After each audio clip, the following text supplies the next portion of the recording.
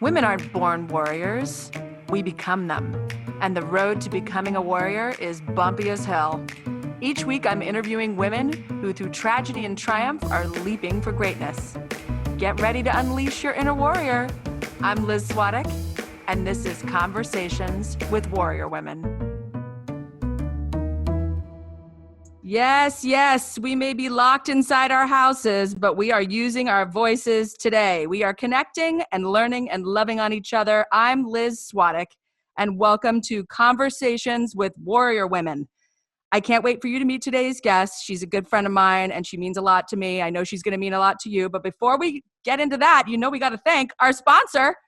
And gosh, do we need this more than ever? The Bloom Therapy app. I have to tell you, I have been using this. Guys, they have digital therapy, they have guided journaling, emotional analysis to give you a new hyper-personalized digital therapy experience. I have to tell you, you can kind of get like deeper into this and get like some actual therapy going, but you can also kind of use it for like a meditation or like a little guided journaling. It really has been keeping me on the straight and narrow.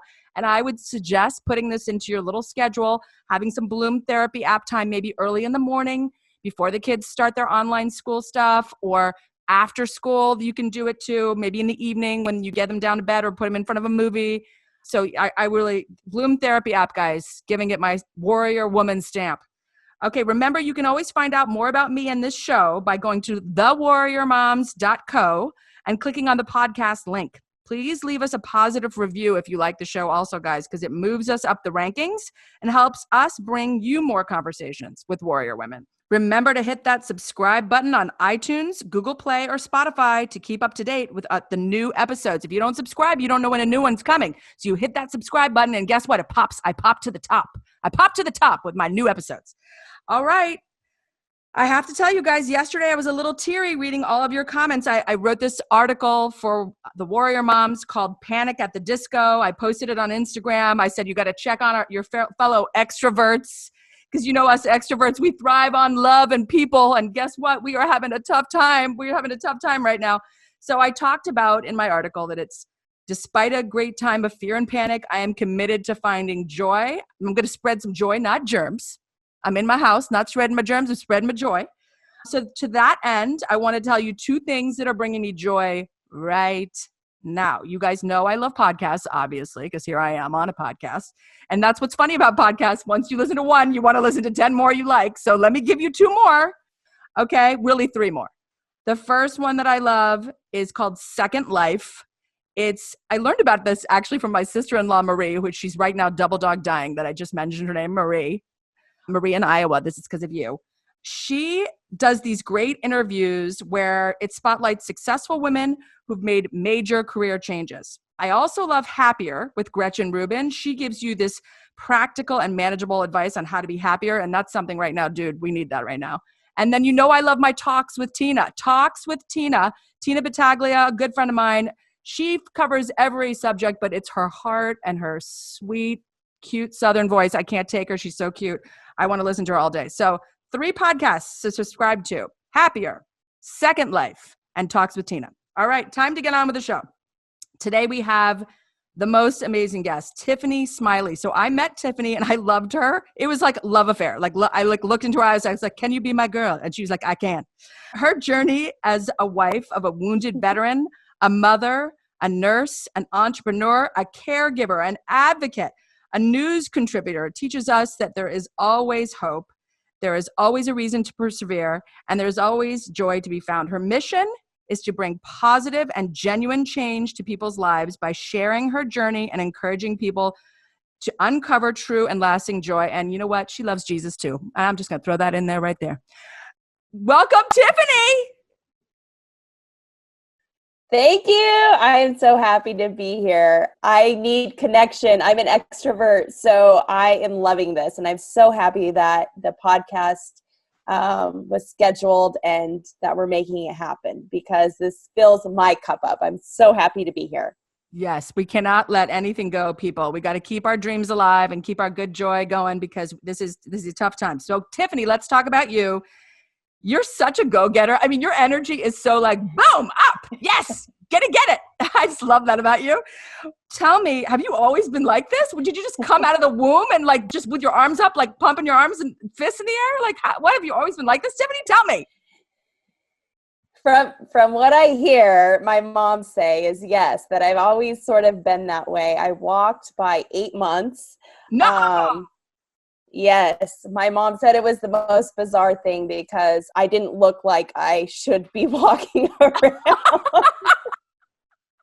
Don't worry. Here's my 8-month-old child that should probably be sitting somewhere, but she just walked in. Well, she said I was standing like I wasn't, but she said by 10 months you were running. Oh my gosh. So I think it's something God gave me.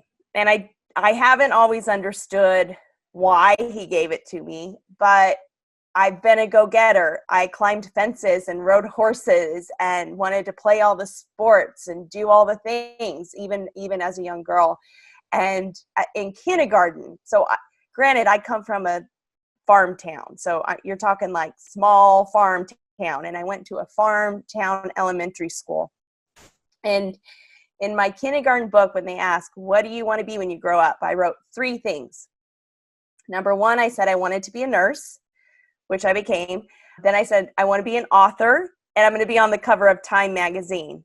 And how in the world I even knew what that was, I have no idea. So I think just from a young age, I just knew there was a bigger world. There was more out there, and I wanted to seize every little bit of it. Oh my gosh. I can just imagine you, by the way, as a young girl. For some reason, I still see that in you. Like I see that young, joyful thing in you. I really do. Okay. So I know your story is incredible, but you had your life on a very certain path. You had everything going in this like very perfect, I must say, direction. Yes. And then it all changed. So tell everybody kind of where you were and what happened with your cutie pie husband, Scotty. Yes. So you're right. My life was on this great trajectory. I knew immediately after graduating high school what I was going to go do. I was going to go be a nurse, and I loved every minute of that and learning how to care for people. And at the time I was dating my amazing boyfriend, Tiffany Smiley, who was at the United States Military Academy. And we got married when we both graduated. I was a nurse with my bachelor's in science and nursing, and he was an Army officer. And I always joke that our new last name was Smiley. I mean, it doesn't get any more American dreamish than that. Exactly. The Smiley family. Hello. With a bright, bright future and so much potential ahead of us. And that was until he deployed to Iraq, or got orders to deploy to Iraq. And he deployed before our 1-year wedding anniversary.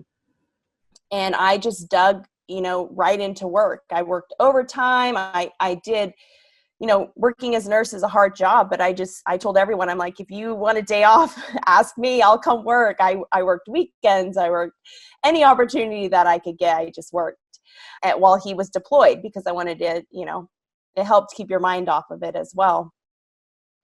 So all I remember thinking was like, okay, we just got to get Scotty back, and then everything will be okay. And it's interesting, thinking of the times that we're in now. As a military wife, you battle a lot of fear, I will say. You wonder if your loved one is going to die. That's a real thing.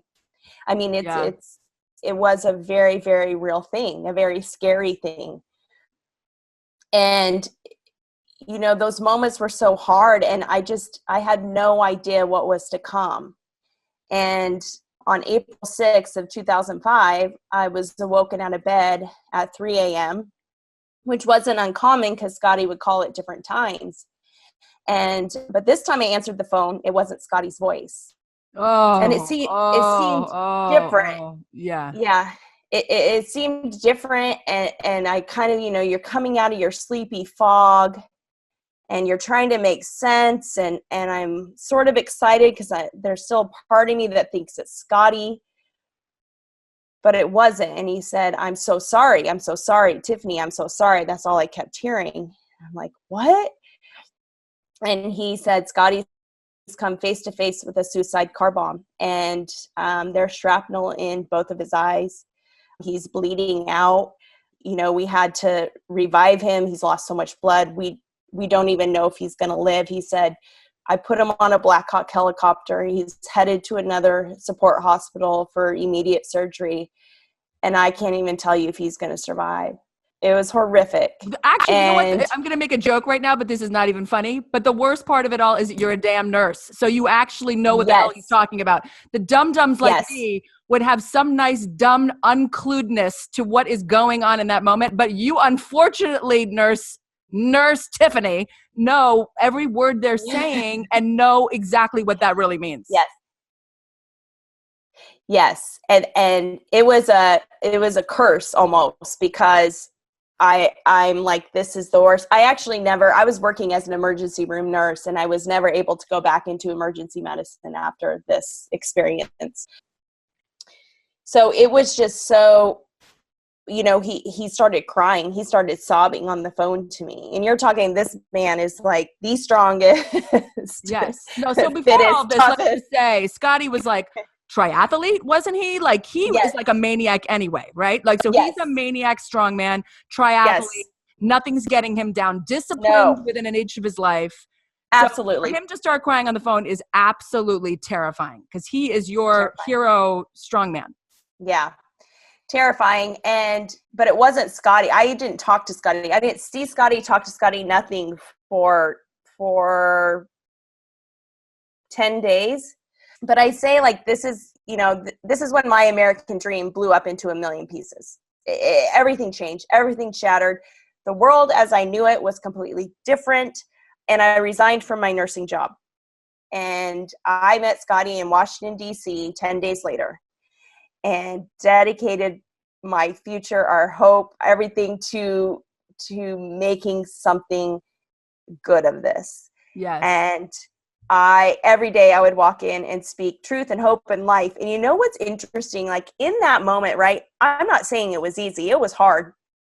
But I was so committed to the bigger vision and the bigger goal. But what I didn't realize is those steps that I took every day, they serve me more now today. Just that commitment, that grit, understanding, like, when you have a dream or you have a business you want to start or you have a trajectory you want to take, like those gritty steps that you're taking every day where you're like, no one sees me, no one hears me, what am I doing? Like, it pays off if you can keep your focus on the bigger goal.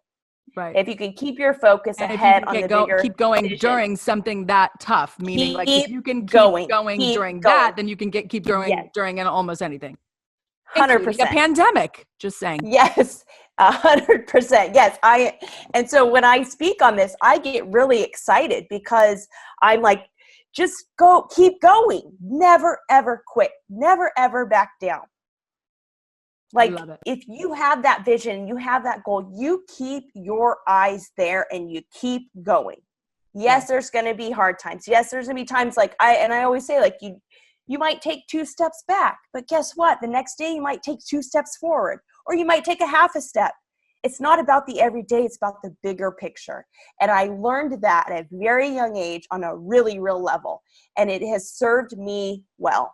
It has served me well. It has. So your new normal then, though, because your American dream was shattered and your new normal became care. I mean, thank God he survived, but it was not the survival that you were thinking, right? Now he's blind.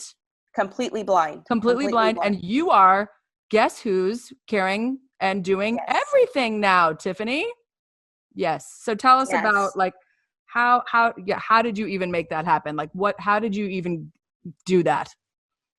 I don't really know. Right. But I'd resigned from my nursing job. I knew it was going to take everything in me. And once again, how I did it every day is my faith was number one. I remember going, okay, God, so I love you. I believe in you. So we're going to go real life now. Like, is this for real?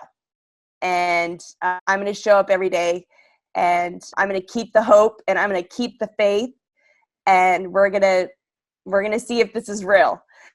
And that's what gave me the strength to show up every day, is that there was more to this. And it gave me was down, right? Like Scotty was like, forget it. Like I mean, you had talked about, you were really worried about him. He had basically given up. So you were Yes. basically just holding the hope for the two of you. Absolutely. I was holding the hope for a lot of people because this was a very hopeless situation, very hopeless. Scotty was in a dark, dark place. I remember we asked him, like, can you say a prayer? And he's like, no, I don't know who God is, and I don't really care. I don't think I know him anymore. And so it was an opportunity to trust when the world was saying, don't trust anything. It was an opportunity to have hope when the world was saying, this is hopeless. And I've always sort of been that way. Like we said, as a little girl, my mom would say, do you want to play with dolls? And I would say, no, I'm going to go climb the fence and ride my horse. So it was an opportunity to say, okay, I'm going to trust, I'm going to have faith, and I'm going to have hope. And I'm going to pray for the strength every single day. And when they brought me into the room, the doctors, social worker, VA administrators, and they said, your husband has no eyes. Oh, Tiffany. He's completely blind. Let's start his paperwork to retire him from the military. And I said, no, I'm not signing it. I had power of attorney, so I had every authority to sign it. And I said, I'm not signing it. And I'll never forget, because the doctor looked very confused, and he pushed the paperwork in front of me a little bit further. And he said, your husband has no eyes. There has never been someone to continue service who is blind. Sort of like, you're insane, sign the paperwork. And I said, no. So that strength came from having a bigger vision. That strength came from trusting that there was more to this situation than what everyone was feeling. And saying no was changed the trajectory of our future. Yeah. It gave Scotty an opportunity to have something to work for. It gave Scotty the opportunity to say, oh, I can make that choice. It gave the power back to him that he didn't have. And was he at this point, like, I mean, obviously he was like, I'm done, but I can't do anything. I can't see. What am I supposed to do? How did you get him like in the mindset of like, what could his future be? Did you kind of try to say, you know, I mean, what do you say to somebody who thinks they have no future? Like, how did you speak life into him? What did you say to him? Yes. Well, I would come in his room every day and I would say, you're going to be a speaker someday. You're going to be a teacher. You would make a fantastic teacher, and you're going to be an author. You're going to write a book. And he would say, you're crazy. I can't even get up and go to find the bathroom. How in the world am I going to get up in front of an audience and speak? And I would come back the next day. And he said, my English. Unshakable Tiffany Smiley, ladies and gentlemen. Just every day. I'm just going to keep saying it. I don't care what you say back to me. Yeah. Then one day he said, my English teacher on my paper wrote, is English your second language? He goes, it was that bad. And you think I'm going to write a book? And I would come back the next day and I would say, you're still a leader. You're going to be a teacher. You know, you're going to be a speaker someday. You're going to write a book. You know, it speaks to the power we have in each other, in championing each other. Yeah. I could have come in and spoke something very different to him, and I guarantee you our lives would look very different. And so over time, he began to go, okay, so maybe I can stay in the Army. Maybe I'll go to the gym because I have something to work for. And he did. He became the first blind active duty officer to continue service to our country. Oh my gosh. He wrote a book. He became a teacher. He speaks all over the country. Oh boy. I love it.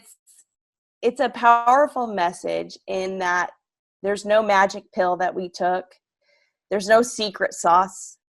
It truly is your mindset, what you believe in, how you champion others, what your bigger vision is, and then being committed to showing up for that every day. And let me tell you, like some of the days showing up, I was looking haggard. I was feeling haggard. Yeah. It was hard, but I was still there. Right. I still showed up. And I think it goes for all of us in whatever place that we're in, right? And what you're choosing. Truly, yes. It is a choice. And then so after that, I mean, which is so crazy to me because here you are, right? You've You've built this man up. He's now got a career. He's got a life. He's got everything going. You spoke it into him, but of course he took the steps. So we'll give him a little bit of credit. I mean, like a tiny bit. Yeah. Fine, Scotty. I'll give you a tiny bit of credit. But yes, no, kidding aside. But he got himself going. You got him up. You got him going. What happened after that? Because like, okay, now he's going. So like that was your full-time job. You gave up nursing. You gave up everything. Yeah. Did you have one of those moments where you were like, what am I doing? What's my life? Absolutely. You know, I went from being a nurse, I started our speaking business. And so learned a lot about business, learned a lot about connections and opportunities. And I knew nothing about the speaking world. I'm a science nerd. So that was incredible, right? But then I'll paint this picture for you. He had been promoted multiple times. He had gotten his MBA at Duke, gotten his master's, had written a book, was speaking all over. We had 3 beautiful sons who were born all over the country because we were always moving. And from the outside, it looked very perfect. It looked like the American dream is put back together and there's such a future. Like, this is amazing, right? Every interview was about Scotty and how amazing and incredible, and rightfully so. But inside, I was dying. I hit a wall. I crumbled. I started to look around and go, who am I? Where am I? How did I get here? And where are the women in my life? I started going like, I'm doing this alone. I was so isolated and so alone in my own head that all I could think about was how horrible I was, what an awful mother I was. Something's wrong with me. What's wrong with me? And I could not get out of my own head. It literally was like banging my head into a brick wall. And the most courageous thing, you know, some people say in my story, like, so courageous for you not to sign the paperwork. Like, I don't know what I would have done in that situation. I probably would have signed it. That's so courageous. And I say, yes, it is. And I think we all have those moments in our life. But the most courageous thing that I ever did as a caregiver, as a mother, as a wife, as a business owner, was to raise my hand and say, I need help. Ah, Tiffany, that just brings tears to my eyes. Oh, it's so true. I love that. Oh, tell me more. Yes. I mean, it was by far the most courageous thing I ever did, and the hardest, because it was, you know, it's hard for people to understand your journey or to understand your grief or to understand where you are. But once I did that, I started momentum in my life that wasn't going to stop. And though it took a million steps, and it was so much harder to show up for myself personally than it was to show up in that hospital room for Scotty. It was so much harder. Isn't that crazy if you think about that? But I think that is a lot of women, Tiffany, and I know you know what I'm talking about because you meet them all over the country. Women are really good at sacrificing for others. But when it comes to raising the hand and saying, I need help for me, or I need this for me, we will do anything not to do it. I will put anything in front of a workout that I need to do. Anything. I'd be like, oh, no. I need to do more laundry. Oh, no. The kitchen is a mess. Guess what, girl? You need to go work out. Not just because you need to keep yourself fit and healthy, but because you're going to go bananas. So you need to go work out. Is it even that little small thing, right? I just won't even give to myself unless I've checked 50 other boxes because I just have to be a mean person to myself. Right. Like on the larger level, it is very true. It's very true. We will put ourselves as far down the list as we possibly can. Yes. And it's not truth. Like, we truly are not going to live to our potential if we keep doing that. And that's what I was doing. And you know, I raised my hand and I said, I need help, and started reaching out, went to counseling, started writing, started journaling, started creating boundaries in my life. And well, you also had some women say some things to you. Like, you told me that you had some women say some things, like when you started to kind of get a little bit down this road of let me put myself first a little bit. What kind of reaction were you getting? Yes, it was interesting because, my husband is blind, but I've never used it as an excuse. I operate very much so from a place where I take all excuses off the table. So I knew very early, like, I will never let this be an excuse for why I can't do something or why Scotty can't do something. It is not an excuse. Like, there is a solution to every problem we face. But it's interesting because on the outside, when I call it coming out behind the curtain, because a lot of people didn't know I was behind the scenes running the business and promoting and And you creating weren't everything. taking any credit. You were trying to give all credit to him. So you weren't being Right. like, I'm doing this. Look at me over Right. here. Yeah, you were not doing that. And managing the kids and managing every move and driving us here and there, But it was interesting when I call it coming out from behind the curtain, when they're like, oh, this is, Tiffany thinks she has a voice. Oh, God. And I faced a lot of criticism of just sort of like, oh, how are you going to do it? Like, or what are you doing? Or what's wrong with you? Like, you should be happy. I faced a lot of criticism from different voices. And I let that eat me for a while. But in part of my healing, it was coming back to who I am. Yes. Coming back to that little girl that we talked about in the beginning that could jump fences and said she was going to be on the cover of Time magazine. Like, who has the audacity to say that? I didn't care. Yeah. That 8-month-old that's like, guess what? I can stand now. Watch it. Yeah. Watch out, world. So getting back, watch out, world. Getting back to who I am. And I was told, like, it's selfish and you're doing this wrong. But I always say, who defines normal?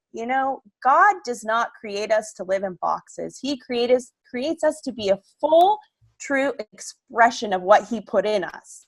Mm-hmm. And so what a shame if I was just going to walk around like a robot or walk around like, this is what I have to do. This is what I should do. So I continued to battle through that and connected with some amazing coaches who helped me along the journey.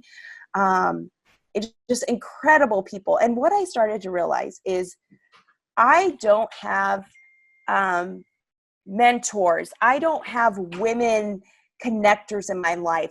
I was looking around and it was like very sparse, very scarce. Like, yeah, I could call up a business contact for Scotty, or I could do all these other things, but like, where are the women? Yeah. Where are the women? And it's truly what motivated me to do more, to speak more, to share my story, because my story isn't often told. I think, even when I was having a conversation with a PR guy in New York City, and he asked me, we were talking about the Kobe Bryant helicopter crash that happened. Yes. And, everyone's focused on Kobe and Gigi, and rightfully so, right? And I paused and I said, I can't help but think of his wife.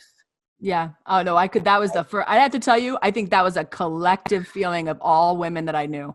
All the women were like, yeah, that's a loss of a legend. Terrible, losing children, families, awful. I can't think of anything worse. I don't even want to think about it. Right. But when I thought of her, the next morning, Tiffany, I wrote an article about it. I don't know if you saw it, but I literally could not. I thought, oh, she's on the floor. She didn't even make it to the bed. Oh, yeah. She's on the floor. And we've all, as women, been on the floor. You have been on the floor. I have been on the floor. Those moments where you're like, oh my God, I don't know if I'm going to make it. I don't know if I can even go on from here. And then you do. Yes. You do. Yes. And that's why I told them, I'm like, her journey is going to be so long. Yes. And so hard. But, and this is our discussion was, how do we tell that story? Right. How do we make this scene? How do we connect more women, more caregivers, to understand, like, you're not alone, that we are truly in this together. So as I went on my journey, I realized, like, I need more women in my life. And if, I was hell bent on cultivating it, on finding it, on creating it, whatever I had to do. And it is truly what led me to speaking, to writing, to sharing publicly, to starting my business More Than Me in connecting women. More Than Me. We have to talk about More Than Me. I told you when I met you that the concept of this and everything we're talking about, just if you really think about just the words, that it's more than me. Yes. Right? It's more, you're not just going around and speaking and saying, here's my story. And you know what? Nice talking to you. See you guys later. Right. No, you're saying it's more than me. You bring women with you. You have literally brought women, and I can think of one in particular, and you know I love her, Becky, my Becky. You bring women up, and that's why I love you, Tiffany. So tell us about More Than Me. So More Than Me is a platform that I created out of my heart for connecting women, for women to have opportunity and for women to have a platform and to make the process, whether you're starting a business or you have a service or you're just needing to reach out and connect with a group of women who are positive and empowering, I wanted to make that process smooth and easy and accessible. And so I created More Than Me. We have speakers, we have doctors, we have people who are just trying to figure out what they might want to do. So I always say it's all beginners, levels, all stages of, yes, exactly. Okay. Yes. So you have people who are just like, I don't know what I'm doing. Yes. And then you have people Which who I'm an expert. And yeah, we've all been there. And then there's people who are like, I'm an expert in my field and I'm going to kind of come alongside. Yes, and it's incredible because partnerships and relationships are being formed and women are helping each other out and encouraging each other, helping their businesses grow. I have a lot of the women speak at my events like you, Liz. You're incredible. Oh, yes. You've spoken at the LA event. And so it's a digital online community, but then it's also in person. And even now, while we're on this break of meeting in person, I love it because this community is already set up virtually to connect. So we host bi-monthly expert calls and community. By the way, I got to get in on those calls. I don't know why I'm not on those calls. Why am I not doing all this? Why am I not involved? I need to we'll get you hooked I'm up. kind of involved and I'm like with you and I kind of know, but I'm not. I need to get further in. Okay. We'll get you in. We'll get you in. Okay. And then also, like this week, Becky and I are hosting a workshop together virtually. Yes, so which I love. What's the workshop? What is it called? And what is it? What are you doing? Yes, so it's Confidence and Marketing Workshop, but we are really going to focus on our resilient journeys and how we started our businesses, how we persevered through some of the most toughest times to create that space and confidence for us to create businesses that we can stand on our own 2 feet as women. I'm a big proponent of women making money, and so is Becky. And so we're coming together to host this workshop. She'll be giving marketing tips and tools that you can take away. She's a genius, by the way. Her marketing tips, that's like a gold mine right there, whatever you so. Yes. Yeah. So that's so great. So you do these virtual things? Like I know we normally do in-person events. I've been to your events and I love them. So are you going to set up more of these? Cause we're kind of in this place right now. Are you going to have more? And how can people find out? Like, I want to know seriously, how can women kind of get in touch with you, join More Than Me, find out about these opportunities? Tell me all of that. Yes. So if you're just getting started, if you're an expert, connect, come join us. You can go to morethanme.com and you can sign up for our newsletter. You can join our memberships. We have different levels of memberships. We have a whole resource library, which I just love because if there's a certain topic that you need a little more info on or a certain topic that you need to connect with someone on, you can go to our resource library that's sectioned off by topics like starting a business or turning, inspiration into motivation. I'm trying to think what else is on there. Goal setting. So you can go to these and click on them, connect with the person, listen to the resource, do the worksheet.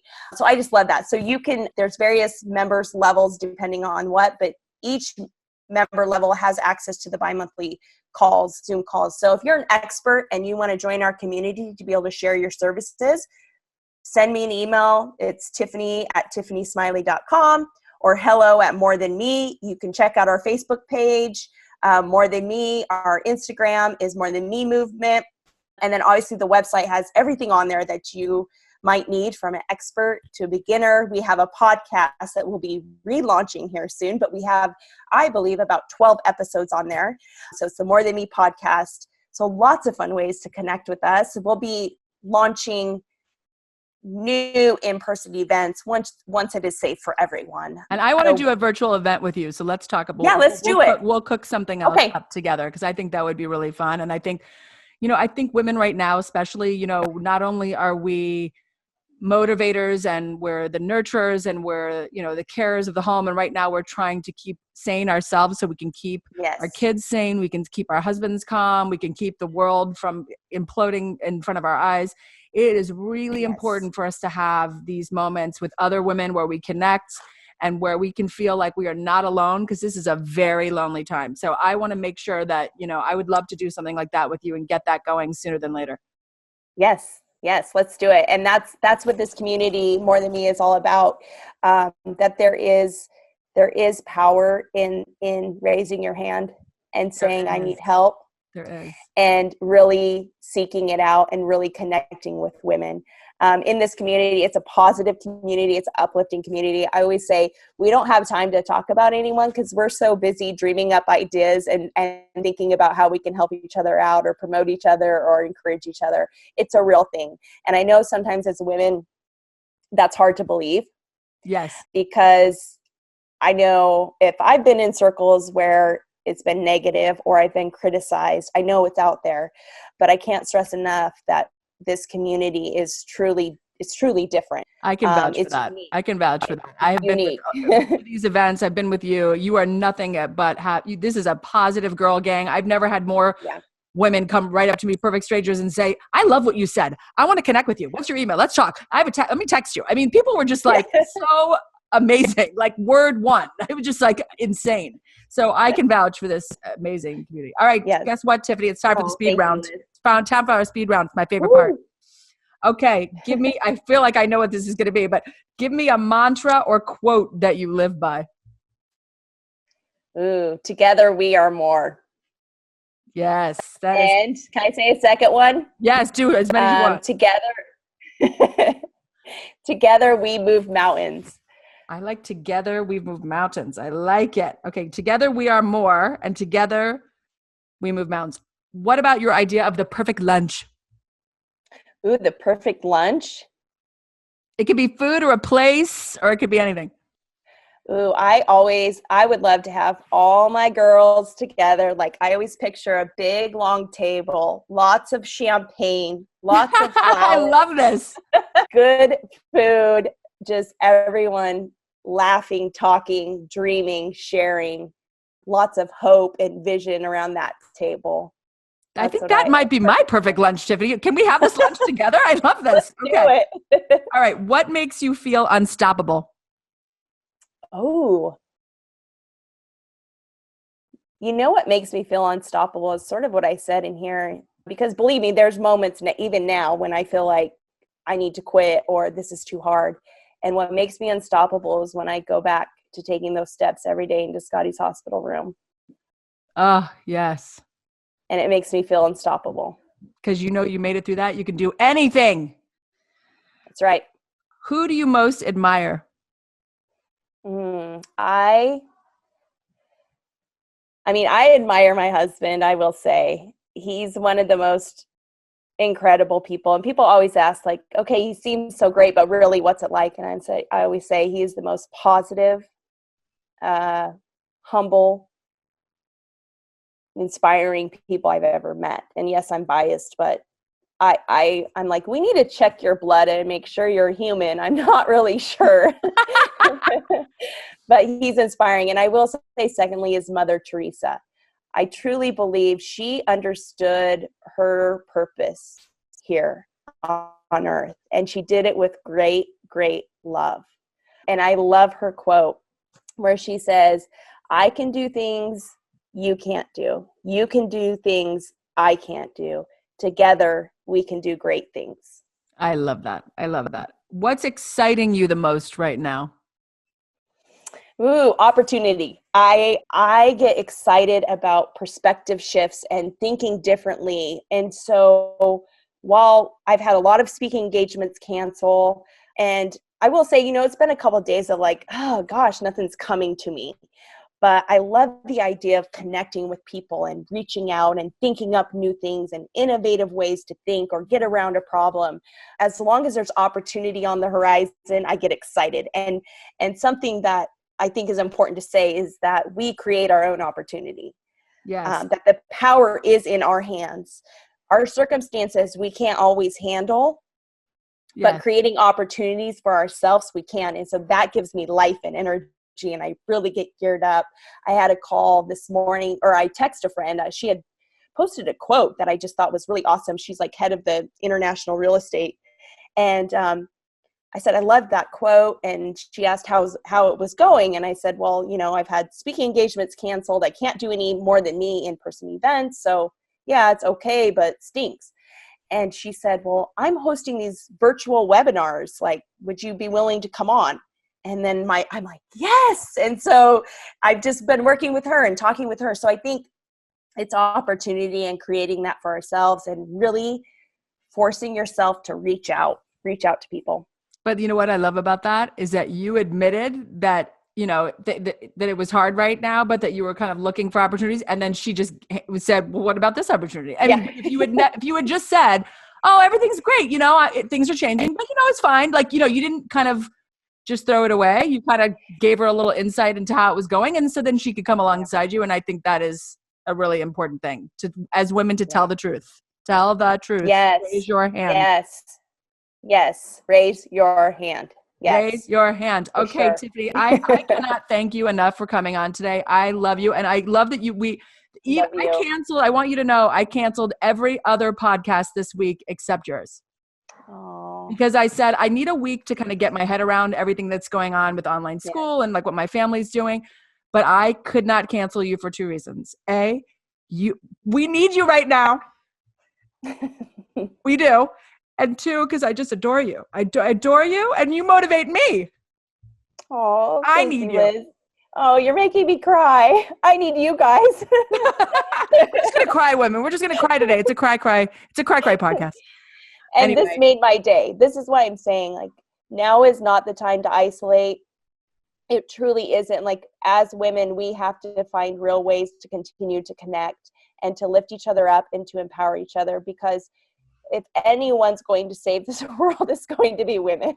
And we have to be on each other's teams and truly connected to each other, supporting and creating and innovating and building each other up. So I need you guys. I need you guys. Yes. Well, we need you. Well, thank you, Tiffany. And we're going to put everything in the show notes, all the ways to get in touch with you, but everybody needs to join More Than Me. It's the greatest thing in the world. There's different levels you can join, but it really is a great support system and makes you feel like you can achieve your goals. So thank you for joining me today, and be sure to come back next week. We're going to talk to another warrior woman. Remember to subscribe on iTunes, Google Play, or Spotify. And if you enjoyed the show, leave us a review. This is Conversations with Warrior Women, and I'm Liz Swadek. Until next time, bye, everybody.